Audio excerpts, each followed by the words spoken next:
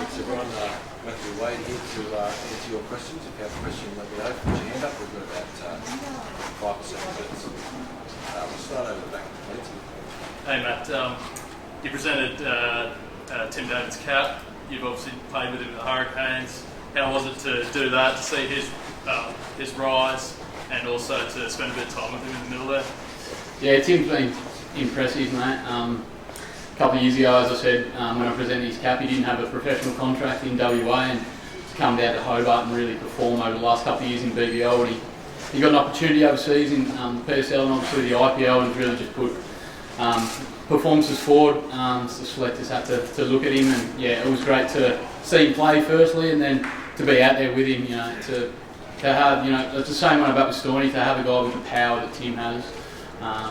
I said when I gave him his cap, I haven't seen power like that from an Australian player probably ever in my career. So he's an exciting talent, and to bat with him makes it a little bit easier for me. It takes a little bit of pressure off knowing that you know, you've got a guy that can clear the rope like he can. And you know, I've played a lot of cricket, and he was the one out there saying, you know, we need 3 or 4 sixes and we can win this game. So yeah, we're going to see it more and more with young players. Tim, you know, young and inexperienced, but he's got so much T20 experience now in such a short period of time. So exciting times. You know, if things go right, then he might play a role in the World Cup as well. So good signs for everyone. Yeah, hi, Shubhayan this side. Matt, the move to promote Cameron Green as the opener, we haven't seen a lot of Cameron Green as an opener. So what was the thought process, if you can talk a bit about him being sent as an opener, and how impressed were you with Yeah, he impresses every time I see him. A bit like Tim, I saw him a couple of years ago for WA. He was a bowler who batted 9, and to see where he is now, he's quite remarkable. But no, the plan was always for Greeny to open. That's where he was going to go in. The coach and the captain feel like that's the best spot for him to really find his feet at T20 level, and he showed tonight that it's going to be the spot for him going forward for a while. I think he'll, you know, 1, 2, 3 are the positions that if something went wrong, that he would probably come in and fill. Obviously, Inglis can fill spots from 3 through the middle order, so we probably see Greeny as that top order player if something happens and we needed to pull him for the World Cup. But yeah, really impressive to see a young player go out in front of a packed stadium chasing 207, and he copped a bit of tap in his last over bowling as well. To seem to just be able to turn it around and go and put a performance forward like that is good signs. And Australia lost 2 big wickets of Smith and Maxwell when you walked out with the required probably touching more than 30 runs per over. In the first over, you faced Harshal Patel. He probably troubled you a bit with his slow ones, but the next time, the 18th over, you smashed him for 22 runs. So, was that a shift in plan in your head, or you just decided that you just had to go for it because the required rate was more than 30 wickets? Yeah, I think that's just playing in this country, to be honest. I've played enough now to understand that it takes a little bit of time to find the pace of the wicket, although that wicket was a terrific wicket, a terrific outfield, and was lovely to bat on. It still takes just a couple of balls just to find your feet a little bit. A young me probably would have panicked in that situation and tried to find the boundary a bit quicker than what I need to. But yeah, I had great confidence in the outfield, how fast it was running, and the wicket that was coming on, that if you get bat on a few, that you're going to find the boundary enough. So I ran down the wicket, I think, first ball to him. That was probably a shift in mindset to kind of mix up his length and try and find, you know, a little bit more pace on the ball. So that was a shift first ball, I think, of that over, and then the innings kind of rolled on for us. We have seen you facing Australia.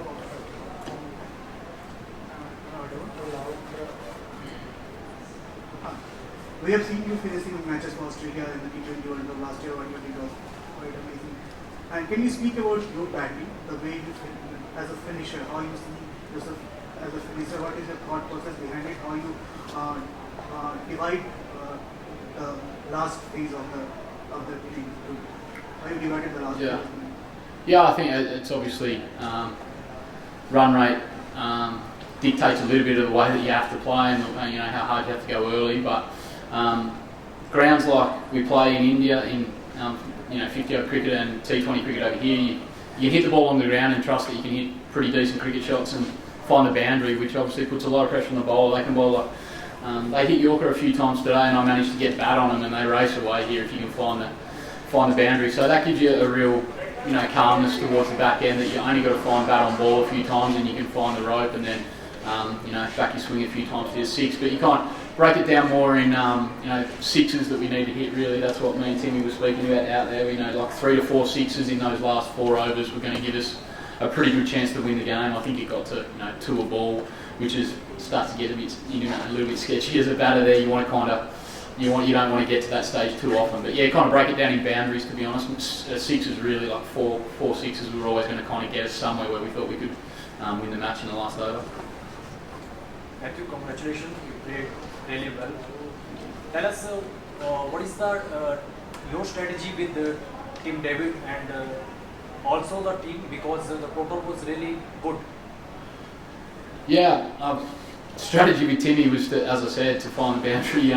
We wanted to hit 4 6s in the last 4 or 5 overs there to give us a chance to win the game. But with Tim coming in, it obviously we've got a lot of power throughout the whole innings, and I thought the way Steve Smith went in at 3 today and really kept the momentum of the innings going from a really terrific start. We got on run rate straight away. So the way that we structured up today and the way that we kind of drove the game early gave us every opportunity at the back end to win the game from there. But yeah, I thought everybody that stepped out had really good intent. Even Inglis, it was a small little innings, but it keeps the momentum of the innings rolling. You have 2 overs, 7 and 8 through that period. It kind of puts a lot of pressure on down to the back end. You need 15 and over. So as a team, and myself and Tim, I thought we really found a way to drive the game tonight, which was nice. Awesome. Thanks, Scott. Last one. But what was the thinking in the dressing room after the first?